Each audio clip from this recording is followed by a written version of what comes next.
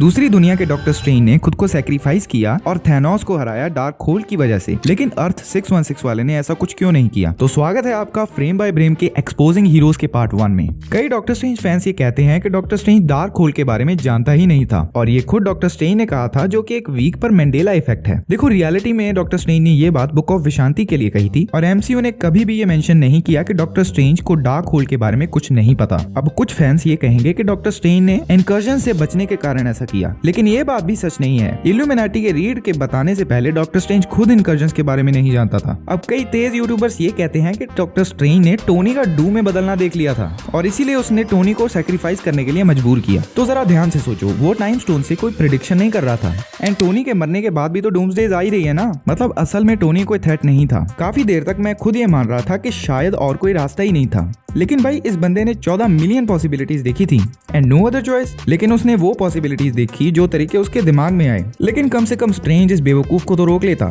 अगर नहीं रोक सकता था तो कम से कम नेब्यूला को ही कह देता उसे रोकने को। और ऊपर से गमोरा की डेथ के बारे में क्विल को भी उसी ने बताया। लग रहा था कि नेब्यूला अभी भी थैनोस की तरफ है।